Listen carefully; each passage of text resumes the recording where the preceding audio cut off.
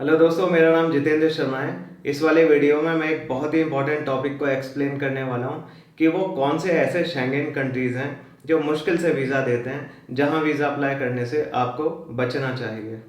बाकी अगर आप मेरे से शेंगेन वीज़ा डॉक्यूमेंटेशन करवाना चाहते हैं तो करवा सकते हैं। पिछले कुछ महीनों के अंदर ही सैकड़ों लोगों को मैंने वीज़ा दिलाए हैं और उनके वीज़ा स्टिकर्स डिटेल हाइड करके मैं इस यूट्यूब चैनल के कम्युनिटी सेक्शन में अपलोड करता हूँ। आप वहाँ पे चेक भी कर सकते हैं। तो वापस उसी क्वेश्चन पे आता हूँ कि टफ़ कंट्रीज़ कौन से हैं कि भैया यहाँ बचो। देखो, पहले एक कंसेप्ट क्लियर कर दूँ, कोई भी कंट्री टफ़ नहीं होता। अगर आपका प्रोफाइल अच्छा है, मतलब प्रोफाइल से मेरा सीधे सीधे कमाई से है, अगर आप यहाँ पे अच्छा कमा लेते हैं या तो जॉब से या अपने काम से, और साथ में आपने डॉक्यूमेंटेशन प्रॉपर तरीके से किया है, तो कोई भी कंट्री आपको वीज़ा दे देगा। लेकिन सबका तो प्रोफाइल अच्छा नहीं होता। अधिकतर लोगों का 50% 80% चांसेस वाला प्रोफाइल होता है कि 50-50 मामला है, अनश्योर है कि वीज़ा आएगा कि नहीं। तो ऐसे लोगों को कौन से कंट्रीज़ में अप्लाई करने से बचना चाहिए, मैं वो बताने वाला हूँ। सबसे पहला कंट्री जो है, जो मेरे दिमाग में आता है, वो है पोर्टुगल और दूसरा है माल्टा। आप इन दो कंट्रीज़ में अप्लाई करने से बिल्कुल बचें, क्योंकि इंडिया, पाकिस्तान, बांग्लादेश और आसपास के जितने भी कंट्रीज़ हैं, इनमें आजकल काफ़ी ज़्यादा क्रेज़ चल रहा है कि लोग शेंगेन टूरिस्ट वीज़ा लेकर पोर्टुगल वगैरह जा रहे हैं, वहाँ पे पेपर अप्लाई कर रहे हैं टीआरसी लेने के लिए, और उनका वापस आने का कोई इरादा नहीं है। तो ये उन कंट्रीज़ को भी पता है। तो अगर आप पोर्टुगल या माल्टा में वीज़ा अप्लाई कर रहे हो तो उससे उनको भी, वो ज़्यादा शक की नज़र से देखेंगे कि शायद ये पर्सन वापस ना आए। तो आपको पोर्टुगल और माल्टा में हाईली अवॉइड करना चाहिए अप्लाई करना। इतने सारे कंट्रीज़ हैं, मैं कह रहा हूँ अगर आपको पोर्टुगल और माल्टा जाना है, चाहे घूमने के लिए या इवन इसी काम को करने के लिए, तो किसी और कंट्री में अप्लाई करके फिर वहाँ जाओ ना, वहाँ वीज़ा क्यों अप्लाई करना। इसके बाद तीसरे नंबर पे जो कंट्री मुझे लगा कि ये ज़्यादा टफ है, वो है स्वीडन। काफ़ी डेवलप्ड कंट्री है, अमीर है, वहाँ पे आप बचें। आसानी से वीज़ा नहीं देता, अच्छे प्रोफाइल वालों को, अच्छी डॉक्यूमेंटेशन वालों को ही देगा। स्वीडन के ही जरा सा नीचे जो ये नीदरलैंड है, यहाँ पे केवल अच्छे प्रोफाइल वाले अप्लाई करें, वीक प्रोफाइल वाले अप्लाई ना करें। रिच कंट्री है, आसानी से वीज़ा नहीं देता। फिर स्विट्ज़रलैंड का बताता हूँ। मैंने देखो record number of tourist visa अभी कराए हैं खाली स्विट्ज़रलैंड के। लेकिन इसकी वजह ये नहीं है कि स्विट्ज़रलैंड ज़्यादा आसान है, बात यह है कि स्विट्ज़रलैंड के अपॉइंटमेंट जनरली ज़्यादा अवेलेबल रहते हैं इंडिया में, क्योंकि इंडिया से काफ़ी ज़्यादा टूरिज़्म वहाँ पे जाता है। तो जहाँ पे अप्लाई करूँगा लोगों के वीज़ा, वहीं से तो वीज़ा आएंगे। तो पीछे अभी स्विट्ज़रलैंड से बहुत ज़्यादा वीज़ा आए हैं।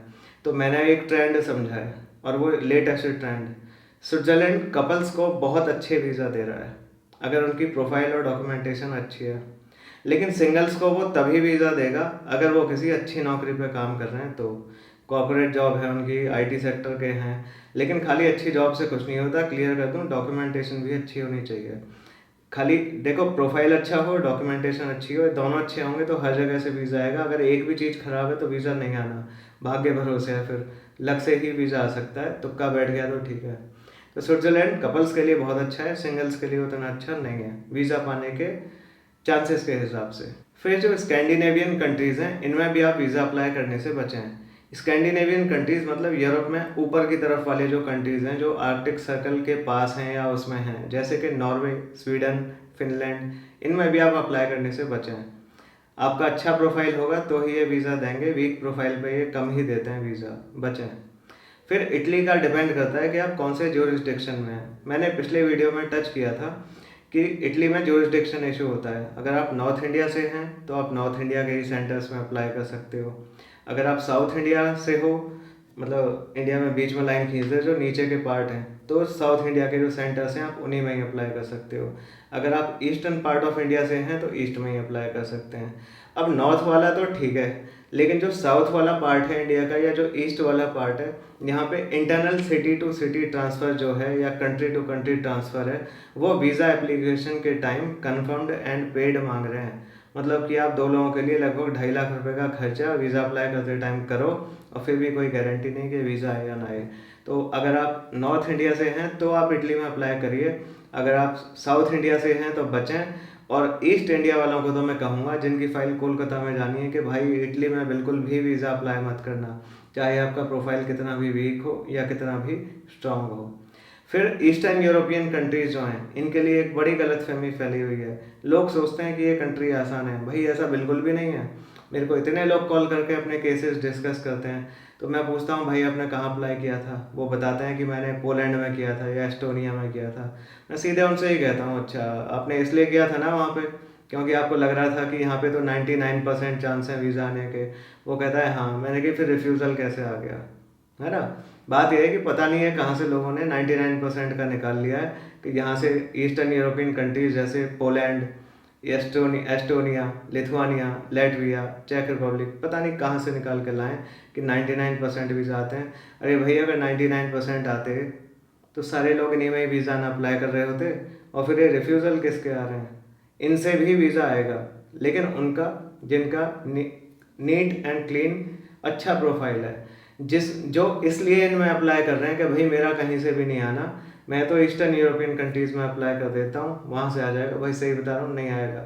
ऊपर से इंटरव्यू की कॉल और करेंगे आपको, है ना। अगर उन्हें देना भी होगा तो भी इंटरव्यू की कॉल करेंगे, या हो सकता है बिना इंटरव्यू के ही सीधे रिफ्यूज़ल भेज दें। तो आप ईस्टर्न यूरोपियन कंट्रीज से भी बचें। तो ले दे के सवाल उठता है कि यह शेंगेन रीजन में 27 तो टोटल है कंट्री, मैंने इतने सारे कंट्रीज़ को मना कर दिया, तो फिर अप्लाई कहाँ करना चाहिए। अप्लाई वहाँ करना चाहिए जहाँ पे टूरिज़्म नेचुरली होता है। देखो इटली में होता है काफ़ी ज़्यादा टूरिज़्म, मेरा मोस्ट फेवरेट कंट्री यूरोप में इटली है। आप इटली में अप्लाई करो, वहाँ क्या है आपको जेन्युइन टूरिस्ट की तरह देखा जाएगा। और वही आप मान लो एस्टोनिया में या लेटविया में कर रहे हो तो पता है सबको कि आप यहाँ क्यों अप्लाई कर रहे हो, कि यहाँ से आसानी से वीज़ा आ जाएगा ये सोच के, और बिल्कुल मुश्किल होगा आपका वहाँ से वीज़ा आना। ये सिर्फ भ्रम है लोगों को कि वो आसान है, आसान नहीं है। तो कहाँ अप्लाई करें, इटली में अप्लाई करें। मैं खाली इटली नहीं औरों का भी बता रहा हूँ, पहले इटली। लेकिन इटली में अगर नॉर्थ इंडिया से हैं तो करें, ईस्ट वाले बिल्कुल अप्लाई ना करें। ईस्टर्न इंडिया के लोग, साउथ इंडिया वाले भी इटली को हाईली अवॉइड करें। जर्मनी में अप्लाई कर सकते हैं चाहे आप सिंगल हो या कपल हो। स्पेन में कर सकते हैं सिंगल हो या कपल हो। अभी मेरी जो मैंने फाइलें तैयार की हैं, स्पेन वालों को सिंगल लड़के या लड़कियों को बहुत वीज़ा हैं, तो मैं सिंगल्स को सजेस्ट करूँगा कि भाई Spain is a good option, आप स्पेन में अप्लाई करिए अगर आप सिंगल हैं। फिर आप ये फ्रांस में अप्लाई कर सकते हैं चाहे आप सिंगल हो या कपल हो। स्विट्ज़रलैंड में भी टूरिज़्म अच्छा होता है, लेकिन स्विट्ज़रलैंड कपल्स के लिए ज़्यादा अच्छा है। सिंगल में उनका वीज़ा आएगा जो अच्छा कमा रहे हैं, अच्छी कंपनी में काम कर रहे हैं, ठीक है। फिर थोड़ा आप हंगरी का भी ट्राई कर सकते हैं, ग्रीस में भी टूरिज़्म होता है, आप ग्रीस में कर दीजिए। तो ले दे के यही कुछ कंट्रीज़ हैं, जर्मनी, इटली, फ्रांस, स्पेन और ये ग्रीस, हंगरी। मेरा नाम जितेंद्र शर्मा है। अगर आप शेंगेन वीज़ा की डॉक्यूमेंटेशन मुझसे करवाना चाहते हैं तो आप करा सकते हैं। उसके लिए आप मुझे कॉल कर लेना। मेरा फ़ोन नंबर मैं इस वीडियो के भी और अपने हर वीडियो के डिस्क्रिप्शन और पिन की गई पहली कमेंट में दे के रखता हूँ। वहाँ से आप नंबर लेना, कॉल कर लेना, मैं आपकी फ़ाइल रेडी कर दूँगा। साथ ही मैं कोशिश कर रहा हूँ कि मैं शेंगेन वीज़ा से जुड़े हुए हर छोटे बड़े टॉपिक को कवर कर सकूँ। तो अगर आप खुद भी वीज़ा अप्लाई करने की कोशिश कर रहे हैं तो मेरे सारे जितने भी टॉपिक्स हैं उनको सुन के आपको काफ़ी ज़्यादा क्लैरिटी आएगी और आपको वीज़ा अप्लाई करने में सहायता मिलेगी।